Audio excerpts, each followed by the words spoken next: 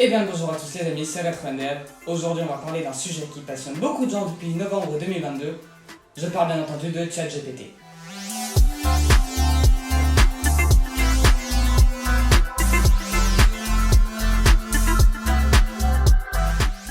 Avant tout, j'ai commencé à développer des jeux en 2017 avec Unity. Unity est un moteur de jeu qui permet notamment de créer des jeux comme Subnautica.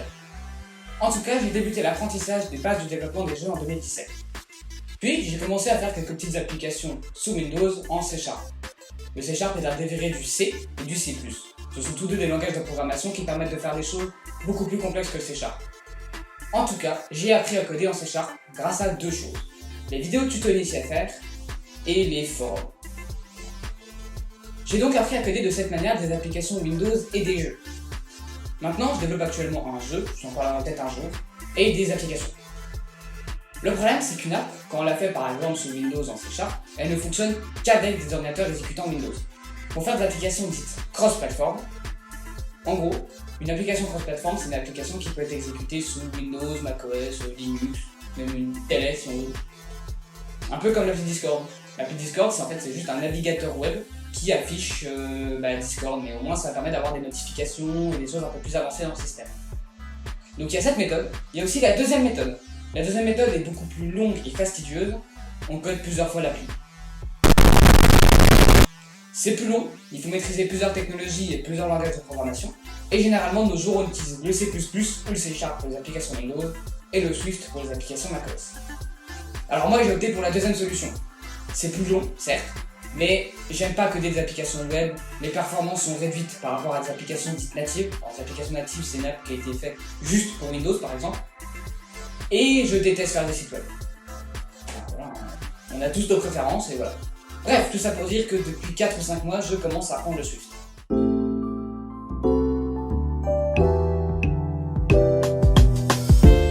Alors pour apprendre le Swift, j'ai pas opté pour la méthode classique, genre des tutoriels YouTube ou je sais pas trop quoi. J'ai pas utilisé non plus ma technique des forums et des vidéos parce que je les ai utilisés mais beaucoup moins. Pour apprendre le Swift, j'utilise ChatGPT. Je rigole pas. C'est plus long et sûrement plus fastidieux, mais pour moi c'est la méthode qui me convient le mieux. J'ai quelques notions de base en Swift, mais très peu. Alors quand je vais faire disons une application calculatrice en Swift, je demande à ChatGPT, je voudrais faire une application calculatrice pour macOS en Swift et en storyboard, comment je peux faire pour lier un bouton à mon code pour additionner deux chiffres et afficher les résultats dans la console. Alors juste comme ça, le storyboard c'est la méthode pour afficher des interfaces graphiques dans macOS. Voilà. Et la console c'est des retours de développeurs, c'est pour débugger, trouver des bugs, etc. Elle me donne le code et me l'explique. À force, je commence à maîtriser de plus en plus le Swift et Xcode, Xcode étant ce truc là qui permet de faire des applications Mac et iOS aussi. Quand je code en Swift, il peut m'arriver des fois de faire des erreurs ou de mettre des bugs dans mon code qui empêchent celui-ci de fonctionner correctement. Donc je demande à ChatGPT qu'elle m'explique l'erreur et après je la corrige. Il faut voir ChatGPT comme un assistant qui vous aide dans n'importe quelle situation. Alors est-ce que ça marche? Je vais être honnête, ça marche oui. Le code qui est fourni par ChatGPT n'est pas parfait. Il contient des fois des erreurs et dans la majorité du temps, si l'IA a compris ce que je lui demande, le code marche et est plutôt bon. J'ai bien précisé si elle a bien compris. Parce que des fois, elle est à côté de la plaque.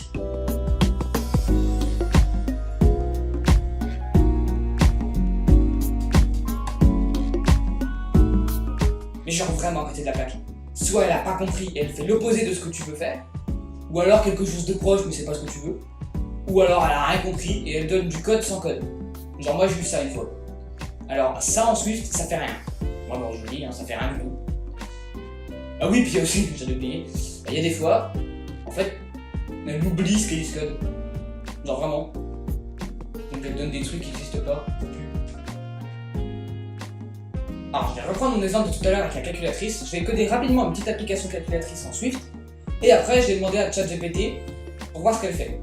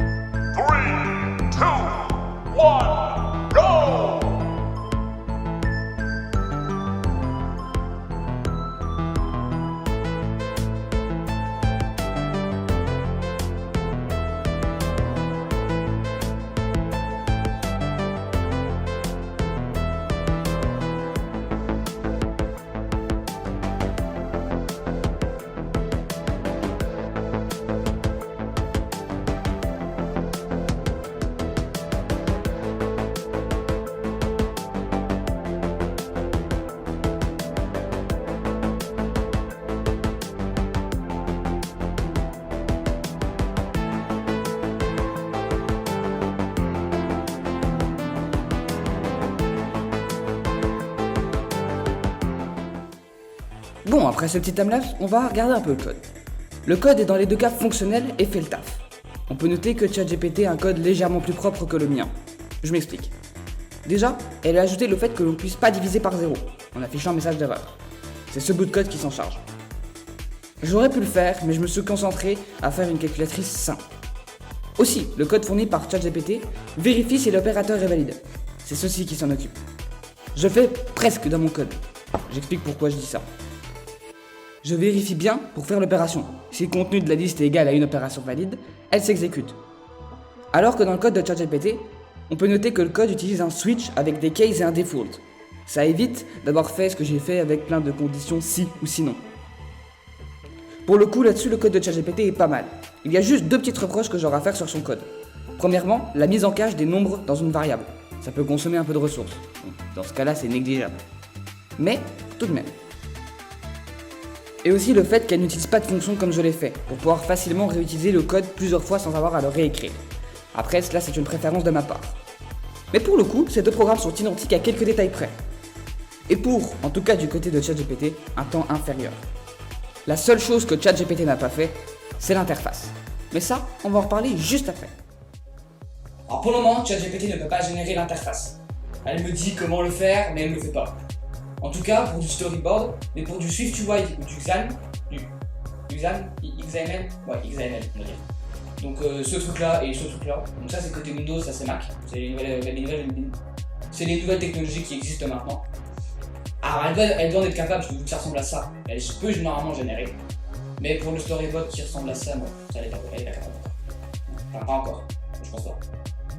De plus, le modèle qui fait fonctionner ChatGPT est générique. Il n'a pas été entraîné spécialement pour votre application à vous. Le modèle de ChatGPT, GPT 3.5 dans mon cas, a été entraîné sur du code qu'il a trouvé comme ça à droite à gauche d'internet. Et il essaie tant bien que mal de sortir quelque chose qui ressemble à ce qu'on lui a appris. Le modèle GPT 3.5, comme tout le développement, c'est des maths. ChatGPT, pour vous générer du texte ou du code, il va faire des calculs de probabilité en fonction de ce qui est le plus logique après son mot qu'il a écrit. Dans cet exemple, on a le mot hello que ChatGPT a généré. Et bien après, il va faire un calcul de statistiques. Et bien là, dans ce cas, après hello, il y a 50% de chances que ça soit world et tout. Parce que c'est des calculs de probabilité en fonction de ce qu'on lui a appris. Donc pour générer la suite de sa phrase ou la prochaine ligne de code, elle fait des calculs pour trouver ce qui est le plus logique. Pour qu'elle soit efficace pour coder une application calculatrice par exemple, il faudrait entraîner le modèle sur des tonnes et des tonnes d'applications calculatrices qui ont été faites en Swift, pour qu'après l'apprentissage, elle puisse d'elle-même faire une application calculatrice.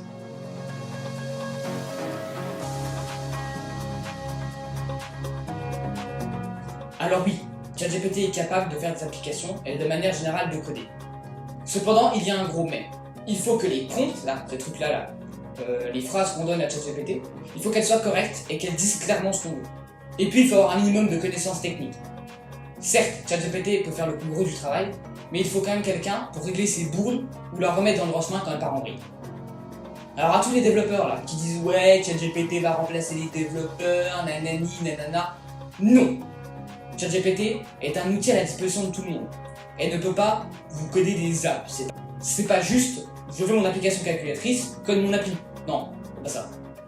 Ça marche pas comme ça. En tout cas, ChatGPT, dans sa version 3.5, ne peut pas remplacer un développeur humain parce qu'elle est tout simplement incapable d'écrire 500 lignes de code sans bug et sans dérive. C'est pas possible pour moi. De mon côté, je suis intégré GPT 3.5 dans mes habitudes. Même quand je code des applications Windows et que je maîtrise pourtant le kit de développement, je m'en sers encore pour intégrer des choses dans l'application qui pourraient me prendre jusqu'à un quart d'heure, voire une demi-heure à faire si je les faisais moi-même. Elle me le fait en 5-10 minutes et c'est plié. Je pense notamment à des choses redondantes ou des conversions de taille de fichiers par exemple. Ça va très vite. Avant de finir, je vais faire un parallèle avec les premiers robots industriels. Quand les tout premiers robots, genre celui-là là, ils ont été installés, et ben, les employés se voyaient déjà remplacés par une flotte de robots. Certes, mais l'arrivée des premiers robots industriels a aussi créé des emplois. Pour la maintenance et l'installation par exemple. Et c'est exactement le cas avec ChatGPT. Aujourd'hui, il faut encore des personnes pour l'améliorer et pour l'entraîner. Alors non, ChatGPT ne remplacera pas quiconque, du moins pas dans les 5 prochaines années. Enfin c'est ce que je pense, chacun est libre de sa pensée. ChatGPT est la plus grande innovation que tout le monde peut utiliser pour tout et n'importe quoi. mais elle reste un enfant à qui il faut encore aller à l'école pour apprendre. C'était Resminder, pense à t'abonner. Ciao!